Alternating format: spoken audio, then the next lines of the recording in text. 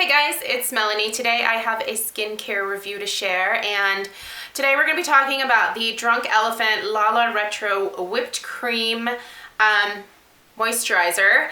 I have been using this for probably a little over 3.5 weeks, and I feel like with moisturizers, it's kind of easy to tell very quickly whether they are having an effect on your skin or not.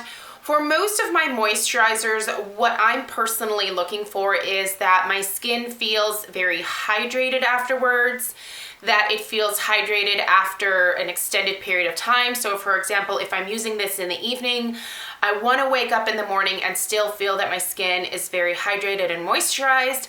I'm looking for a really nice plumping effect, and just overall that it is keeping my skin youthful looking by keeping it essentially just moisturized. So I was very excited to finally try the Lala Retro. I know that they just recently released the, what's it called? I think it's the Proteini moisturizer. I'm kind of interested in that one next, but I do have to slow my roll a little bit on purchasing expensive skincare.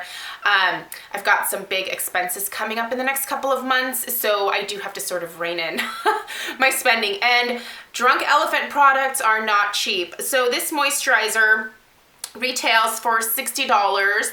You can obviously find it on the Drunk Elephant website, also at Sephora. I will link it down below for you guys. I encourage you, if you're interested in the product, to read up a little bit more about it, read more reviews than just watching mine, and see what other people are saying about the moisturizer. For reference sake, I have extremely oily skin, but I find that my oily skin is much less oily the more hydrators or moisturizers I put on top of my skin. It almost helps to correct my overly oily skin. So I was a little bit nervous that this one would be a little bit too heavy for me, but it has actually worked out really well. So by the way, this is 1.69 fluid ounces of product in here. Most moisturizing creams in containers like this are going to be right around 1 to 1.7 fluid ounces, depending on the brand. I do feel like you are getting a good amount of product in here for the price point. Drunk Elephant is just a little bit more expensive. We all just kind of know that. But anyway, I'm going to go ahead and read you guys the claims of this, and I'm going to tell you what I have experienced just with my skin over the last few weeks, and whether I will actively continue to use this or whether I will try something new. Okay, so they say that this is a whipped moisturizer that rehabilitates, brightens, and visibly firms skin appearance while slowly and steadily delivering a dose of moisture throughout the day and night. So this is supposed to be a solution for dryness, loss of firmness and elasticity, as well as helping to refine those fine lines and wrinkles on your face. So some of the ingredients in here are 6 rare African oils, which are supposed to help recover and lock in intense moisture for hours after application. Plantain extract, which helps to improve the feel and firmness and elasticity of the skin while visibly brightening it. Sodium hyaluronate cross polymer easily soaks in and releases long-lasting hydration. The antioxidant-rich fermented green tea helps to combat the signs of aging and relieves irritation from environmental stressors. It is also loaded with omega acids that help to help skin to not look dull or tired or dehydrated. So anyway, so those are some of the key ingredients that you're getting in here. I have to say I was a little bit nervous about this particular hydrator because I do think that this is probably more suited for those of you that have very dry skin. It's a very rich hydrator. It is something where if you have extremely dry skin, I would highly encourage you, if it's within your budget, to try this product because I think you're really going to benefit from it. With my super, super crazy oily skin, I don't think that I need something quite this intense. I mentioned that I do like putting a lot of moisturizers onto my face because they do counteract the overly oily tendency of my skin. However, I don't need something that is quite this rich. And I think that when we come into the warmer months, late spring, probably most of summer into early fall, I think that this is going to be just a little bit too much for me even in the evening. But you better be sure that come next fall, once the weather starts to change, I will immediately go back to using this every single night. It is fantastic. I have loved using this exclusively just for the last few weeks, but I do think that I can also alternate it with a lot of my other moisturizers that I have in my collection. I just think it's a really fantastic hydrator. I love the packaging. It is one of those airless pumps where I don't want to like waste a ton of this, but you push this little button here. You just depress that down and then the product comes out over top and then you are able to pick it up. You can see that it's just this really nice thick cream. You don't need a lot. One pump of this is more than enough for my entire face and my neck. I just basically, I think did like about a quarter of a pump, and that would cover half of my face because this stuff is very concentrated. There is no odor to this or fragrance. It just sort of smells like what I like to call ingredients. There's nothing in here to really cover up just the natural fragrance of what the ingredients are. You can see here that, oh man, it's such a nice texture, you guys. Honestly, it's not, for being as hydrating as it is, it's not greasy.